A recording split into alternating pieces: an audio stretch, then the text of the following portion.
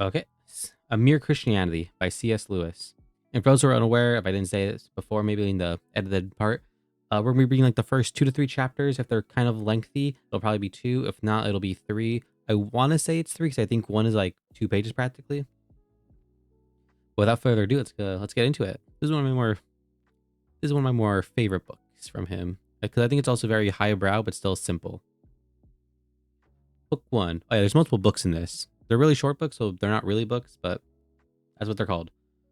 Book one. Right and Wrong as to a Clue to the Meaning of the Universe. Chapter 1. The Law of Human Nature. Everyone has heard people quarreling. Sometimes it sounds funny, sometimes it sounds merely unpleasant. But however it sounds, I believe we can learn something very important from listening to the kinds of things they say. They say things like this: how'd you like it if anyone did the same to you? Or, that's my seat, I was there first. Or, leave him alone, he isn't doing you any harm. Or, why should you shove in first? Or, give me a bit of your orange, I gave you a bit of mine. Or, come on, you promised. People say things like that every day. Educated people as well as uneducated, and children as well as grown-ups. Now what interests me about all these remarks is that the man who makes them is not merely saying that the other man's behavior does not happen to please him. He's appealing to some kind of standard of behavior which he expects the other man to know about, and the other man very seldom replies, "The hell with your standard." Nearly always he tries to go about and make that what he has not Nearly always he tries to make out that what he has been doing does not really go against the standard, or that if it does, there's some special excuse. He pretends there is some special reason in this particular case why the person who took the seat first should not keep it, or that things were quite different when he was given the bit of orange, or that something has turned up which lets him off keeping his promise. It looks, in fact, very much as if both parties had in mind some kind of rule of law, or fair play, or decent behavior, or morality, or whatever you would like to call it, about which they really agreed. And they have. If they have not, they might of course fight like animals, but they could not quarrel in the human sense of the word. Quarreling means trying to show that the other man is in the wrong, and that there would be no sense in trying to do that unless you and he had some sort of agreement as to what right and wrong are. Just as there would be no sense in saying that a footballer had committed a foul unless there was some agreement about the rules of football. Now this law or rule about right and wrong used to be called the rule of nature. However, nowadays, when we talk of the laws of nature, we usually mean things like gravitation, or heredity, or the laws of chemistry. But when the older thinkers called the law of right and wrong the law of nature, they really meant the law of human nature. The idea was that just as all bodies are governed by the law of gravity, and organisms by biological laws, so the creature called man also had his law. With this great difference that a body could not choose whether to obey the law of gravity or not, but a man could choose whether to obey the law of human nature or to disobey it. We may put this in another way. Each man is at every moment subject to several different sets of law, but there is only one of these which he is free to disobey. As a body, he is subject to gravity and cannot disobey it. If you leave him unsupported in midair, he has no more choice about falling than a stone has. As an organism, he is subjected to various biological laws which he cannot disobey any more than an animal can. That is, he cannot disobey those laws which he shares with other things, but the law which is peculiar to this human nature, the law he does not share with animals or vegetables or inorganic things, is the one he can disobey if he chooses. Water break. Nice. This law was called the law of nature because people thought that everyone knew it by nature and did not need to be taught it. It did not mean, of course, that you might not find an odd individual here or there who did not know it, just as you find a few people who are colorblind or have no ear for a tune. But taking the race as a whole, they thought that the human idea of decent behavior was obvious to everyone, and I believe they were right. So do I. If they were not, then all the things we said about the war were nonsense. What was the sense in saying the enemy were in the wrong unless right is a real thing which the Nazis at bottom knew as well as we did and ought to have practiced? If they had no notion of what we mean by right, then, though we might still have had to fight them, we could not no more have blamed them for that than for the color of their hair. I know that some people say the idea of a law of nature or decent behavior known to all men is unsound because different civilizations in different ages had quite different moralities, but this is not true. There have been differences between the moralities, but these have never amounted to anything like a total difference. Real quick, I really like here what he's saying. I think this little first chapter is a good example of what I mean when I say that. I think he's talking about a very high, important, big subject matter. But I think it's, say, on a, I don't know, a grammar level or a word level, or explained super, super well and simply put, that it's still very complicated and in depth. But I think that almost anyone can read this and understand what he's talking about. Whether or not you agree with it is another thing. But just that he's doing a really good job. Excuse me, he's doing a really good job at conveying and talking about this, so that way everyone can kind of follow along and knows what he's talking about. I think that's super good here. Anyways, back on track. If anyone will take the trouble to compare the moral teachings of, say, the ancient Egyptians, Babylonians, Hindus, Chinese, Greeks, and Romans, what will really strike them will be how very alike they are to each other and to our own. Some of the evidence for this I have put together in the appendix of another book called The Abolition of Man, but for our present purpose, I need only ask the reader to think what a totally different morality would mean. Think of a country where people were admired for running away in battle, or where a man felt proud of double-crossing all the people who had been kindest to him. You might just as well try to imagine a country where two and two made five. Men try to imagine a country where 2 and 2 made 5. Did I just read that again? I did. Men have differed as regards to what people you ought to be unselfish to, whether it was only for your own family or for your fellow countrymen, or everyone. They have always agreed that you ought not to put yourself first. Selfishness has never been admired.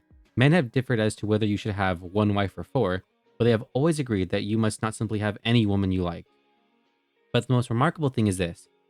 Whenever you find a man who says he does not believe in a real right and wrong, you will find this same man going back on this a moment later.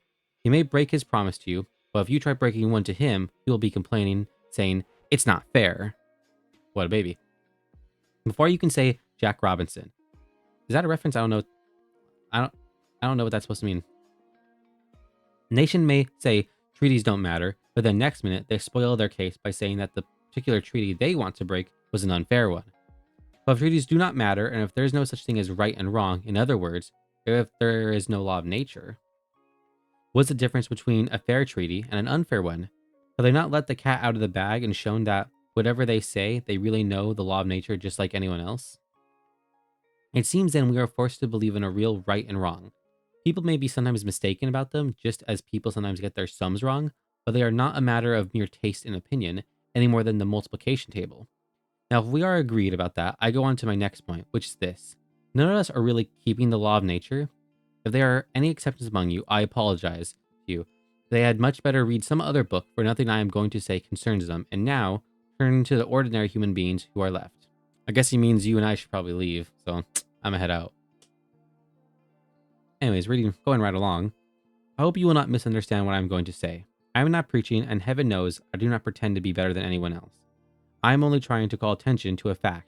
The fact that this year, or this month, or more likely this very day, we have failed to practice ourselves the kind of behaviors we expect from other people. There may be all sorts of excuses for us. That time you were so unfair to the children was when you were very tired. That slightly shady business about the money, the one you have almost forgotten, came when you were very hard up. And what you promised to do for old so-and-so have never done, well, you never would have promised if you had known how frightfully busy you were going to be. And as for behavior to your wife, or husband, or sister, or brother, if I knew how irritating they could be, I would not wonder at it, and who the dickens am I anyway? I'm just the same. That is to say, I do not succeed in keeping the law of nature very well, and the moment anyone tells me I am not keeping it, there starts up in my mind a string of excuses as long as your arm. The question at the moment is not whether they are good excuses. The point is that there are one more proof of how deeply, whether we like it or not, we believe in the law of nature. If we do not believe in decent behavior, why should we be so anxious to make excuses for not having behaved decently? The truth is, we believe in decency so much we feel the rule of law pressing on us that we cannot bear to face the fact that we are breaking it, and consequently, we try to shift the responsibility for For you notice that it is only for our bad behavior that we find all these explanations. It is only our bad temper that we put down to being tired or worried or hungry. We put our good temper down to ourselves. These then are two of the main points I want to make. First, that human beings all over the earth have this curious idea that they ought to behave in a certain way and cannot really get rid of it. Secondly, that they do not in fact behave in that way. They know the law of nature, they break it, These two facts are the foundation of all clear thinking about ourselves and the universe we live in. At the end, it is. Okay, closing thoughts on that chapter. Like I said, really good, straightforward. Water's good.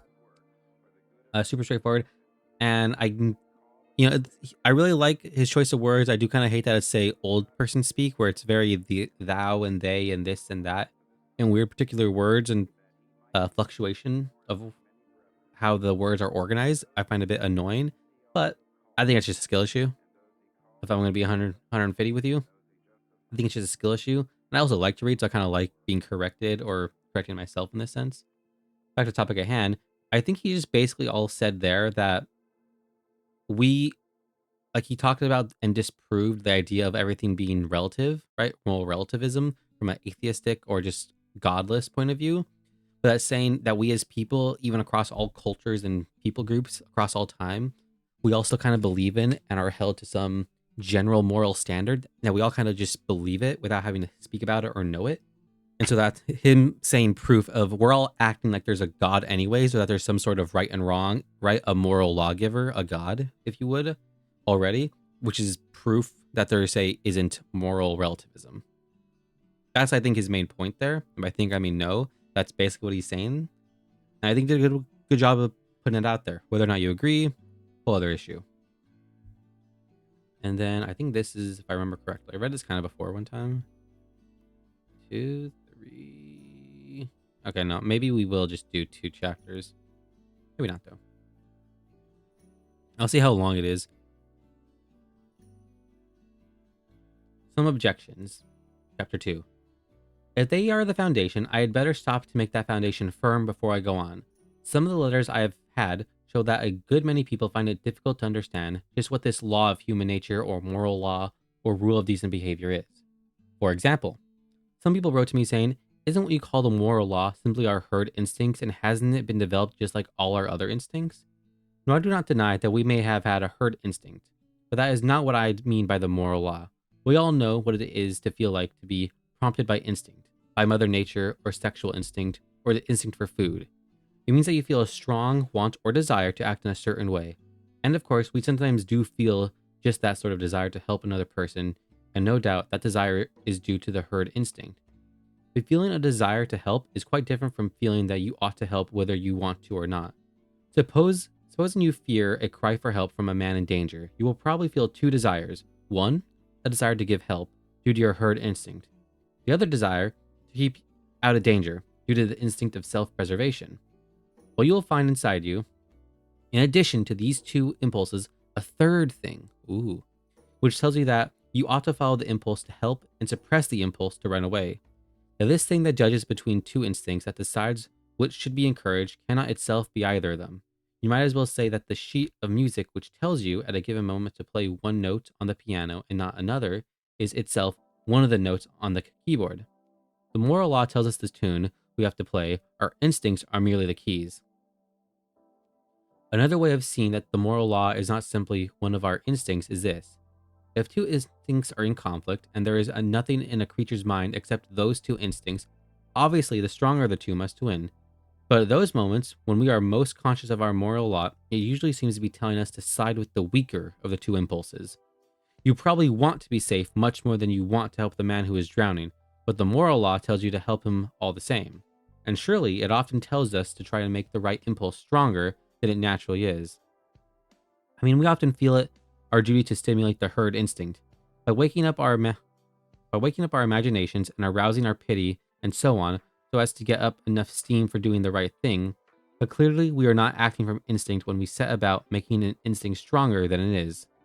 The thing that says to you, your herd instinct is asleep, wake it up, cannot itself be the herd instinct. The thing that tells you which note on the piano needs to be played louder cannot itself be that note. Here is a third way of seeing it.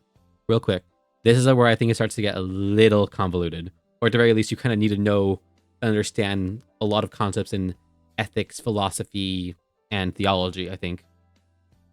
That being the case, let's go on. If the moral law was one of our instincts, we ought to be able to point to some impulse inside of us, which was always what we call good. always in agreement with the rule of right behavior, but you cannot.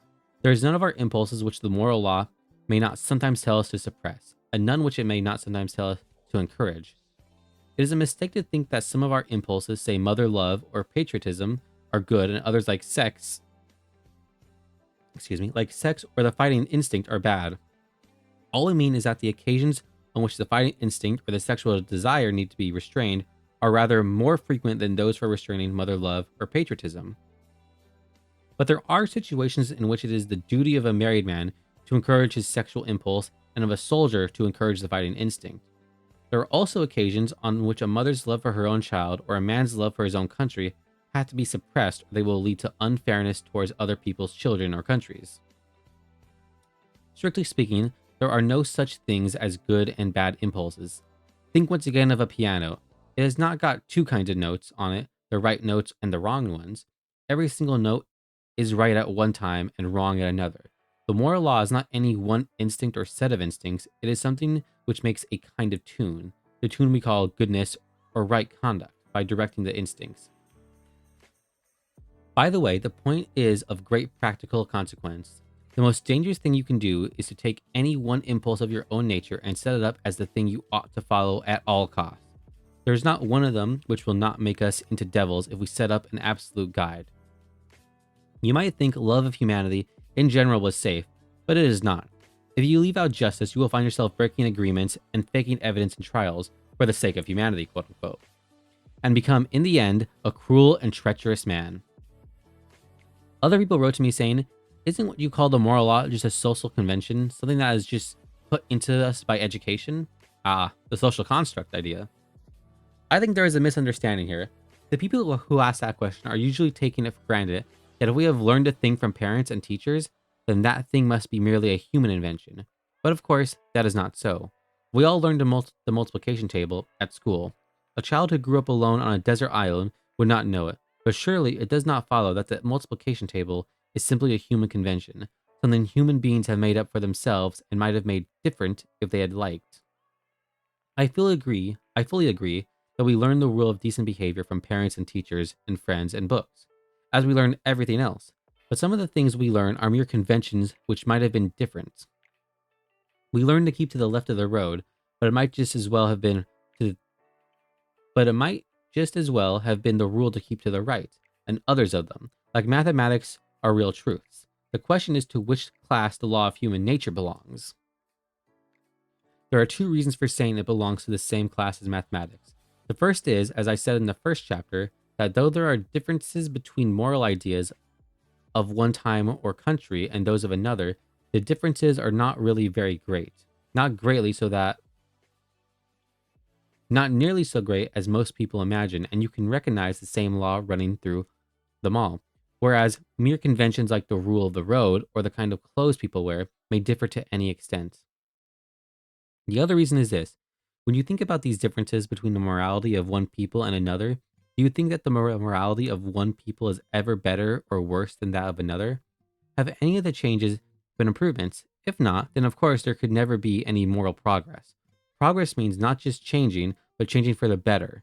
If no set of moral ideas were truer or better than any other, there would be no sense in preferring civilized morality to savage morality, or Christian morality to Nazi morality. In fact, of course, we do all believe that some moralities are better than others. Well, yeah, of course. We do believe that some of the people who tried to change the moral ideas of their own age were what we would call reformers or pioneers. People who understood morality better than their neighbors did. Very well then, the moment you say that one set of moral ideas can be better than another, you are in fact measuring them both by a standard, saying that one of them conforms to that standard more nearly than the other. But the standard that measures two things is something very different from either. You are in fact comparing them both with some real morality. Admitting that there is such a thing as a real right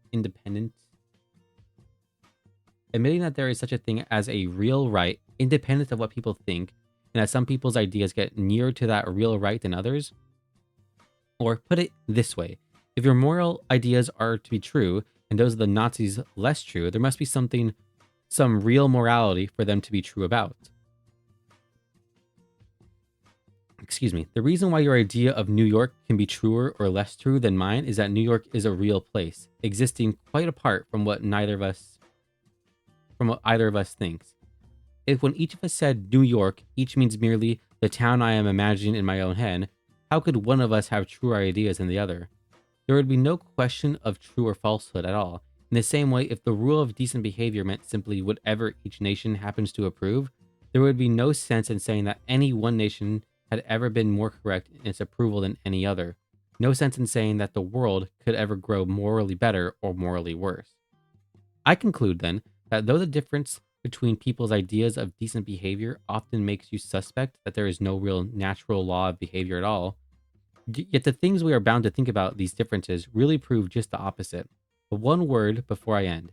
I have met people who exaggerate the differences because they have no distinguished because they had not distinguished between differences of morality and differences of belief about facts. For example, one man said to me, 300 years ago, people of England were putting witches to death. Was that what you call the rule of human nature or right conduct? But surely the reason we do not execute witches is that we do not believe there are such things. If we did really thought that there were people going about who had sold themselves to the devil and received supernatural powers from him in return, and were using these powers to kill their neighbors or drive them mad or bring it back bad weather, surely we would all agree that if anyone deserved the death penalty, these filthy Quislings? That's the first word I've never even heard before. Quislings did. There is no difference of moral principle here. The difference is simply about matter of fact. It may be a great advance in knowledge not to believe in witches. There is no moral advance in not executing them when you do not think they are there. You would not call a man humane for ceasing to set mouse traps if he did so because he believed there were no mice in the house. And that is chapter 2. Okay. Yeah, that was pretty good.